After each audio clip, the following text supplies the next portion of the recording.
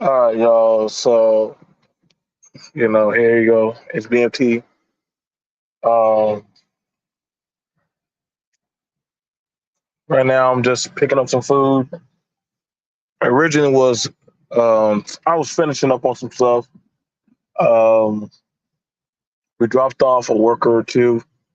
Of course, like I told y'all, there are people living in hotels, and it caught my eye.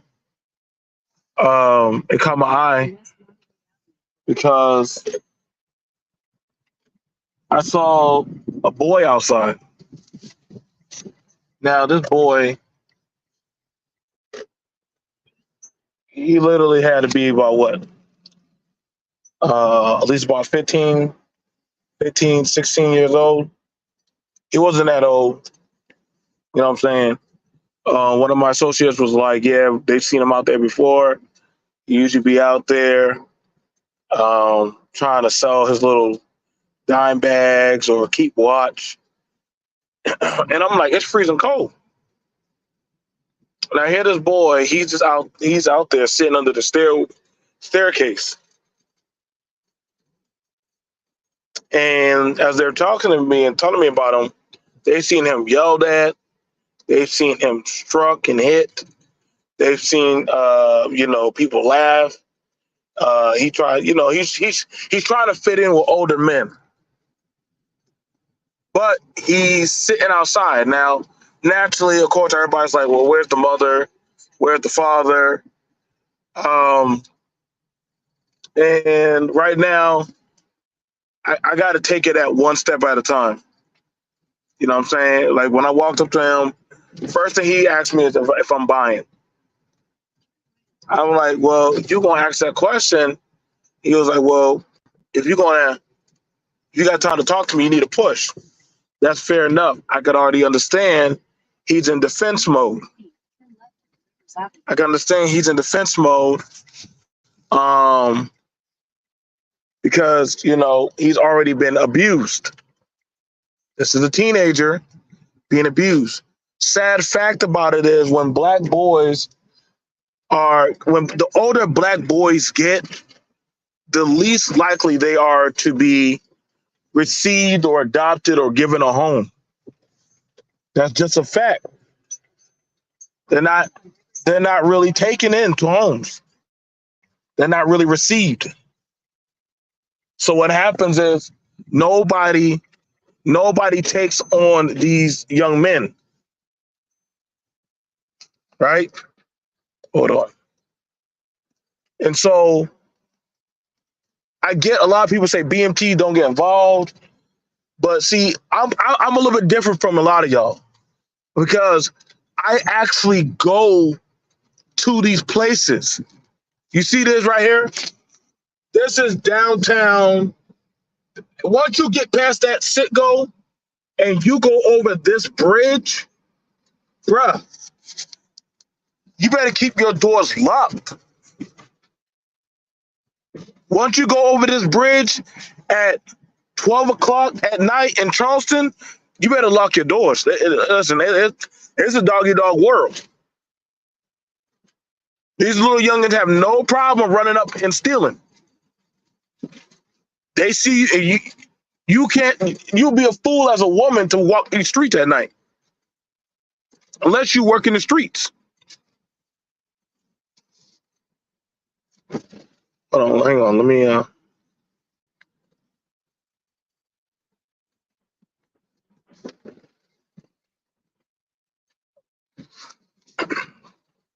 So, I already told him. I said, listen, man.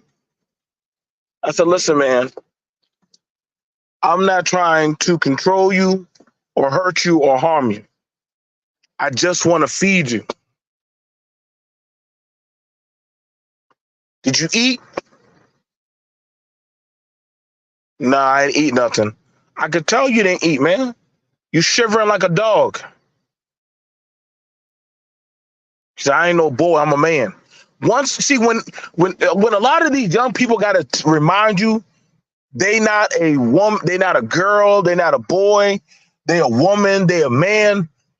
They got certain demons that they're dealing with, and you got to learn how to hear them. I see. This is why I don't. This is why when people be trying to come at me about this political shit, y'all really don't get it. What's happening on the ground level, because this is politically what's been going on. Now, this boy don't care about what side of affiliation. All I know is right now it's freezing cold, and he has to be out there and sell that smack, that poison, or he gonna get beat, or he gonna get in trouble. See, that's the reality of when we say I'm trapping. Trapping is just another word for poverty. They make it seem that is not their money. That is not their money. And I've seen a lot of these boys literally get used by other men for their design. Now, I'm not going to call the police on him, but I'm going to get him some food. Your destination is on the left. I'm going to get him some food. I got an extra jacket in my back, in the back of my truck. I'm going to give him that. I'm going to give him that jacket. I'm going to give him some food. I'll leave him my work phone number, so that way if he needs something to call, someone to call just to talk to, I'm here for him to have someone to call or talk to. I don't want him to get in trouble where he could get harmed,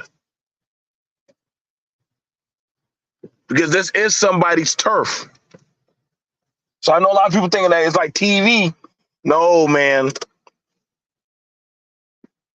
But I don't want this boy to starve and freeze to death. See, some people don't know what it's like to be on the streets. They don't know what it's like to be on the streets. They don't know what it's like to be hungry. They don't know what it's like to have a belly and be out there starving, and you got to make that meal work. I've had those conflicts. I know what it's like to keep my hands close on the exhaust engine, and though that you got that nasty smell, you're like, the hell with it. Shit, it's something better than nothing.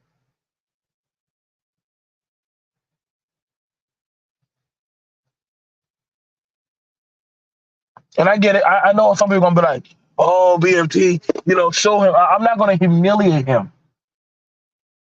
I'm not gonna humiliate him like some people. See, y'all gotta understand, man. This is why I said social media has destroyed humanity. It has. It's destroyed humanity.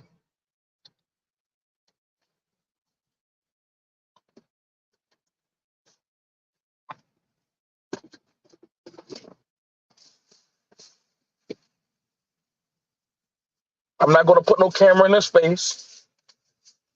I asked him if he wanted to tell his story. He said, "Nah, he good." I respect him. He ain't out here complaining. He ain't out here bitching. He ain't out here being weak.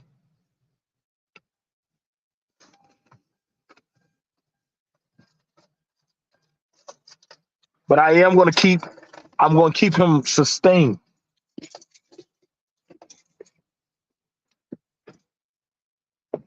I want to at least keep him sustained.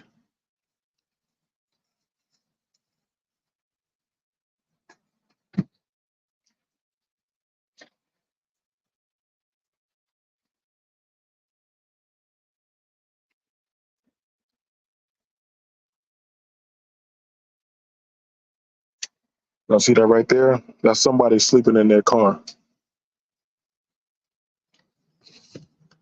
See that black car over there? That's somebody sleeping in that car. See, that's reality.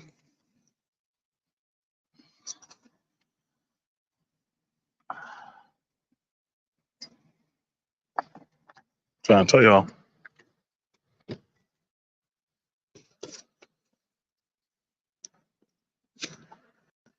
You got people sleeping in their car, freezing cold.